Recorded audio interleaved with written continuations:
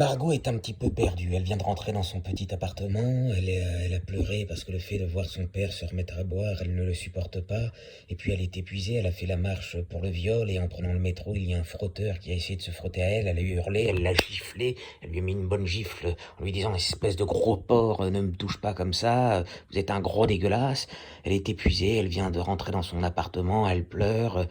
Elle allume la télévision, elle voit une maman qui n'en peut plus, qui est devenue dépressive parce que ses enfants sont devenus de plus en plus violents, ils ne la respectent pas, ils la traitent de connasse, alors la pauvre maman se met à pleurer, et en plus son mari n'est pas là tous les jours, il est en mission, il part c'est un militaire qui part avec l'armée pour aller aider des catastrophes. Il y a eu une horrible tempête où des arbres se sont écroulés sur des maisons, une pauvre grand-mère se retrouve sans maison, les gens dans des gymnases. Alors Margot voit toutes ces informations aux journaux, les incendies en Australie, un kangourou qui a brûlé, une famille, une maison qui a brûlé, des gens qui se retrouvent à devoir fuir la Californie parce qu'il y a des incendies de partout, et elle n'en peut plus de tout ça.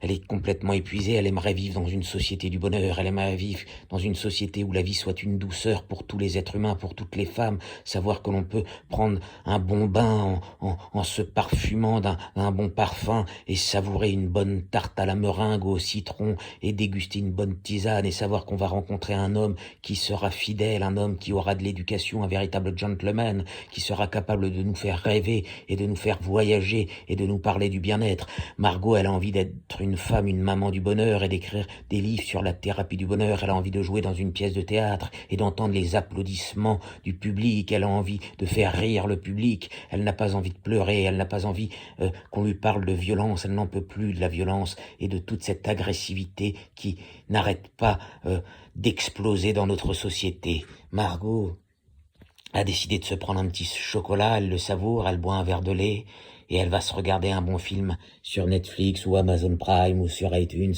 pour se reposer.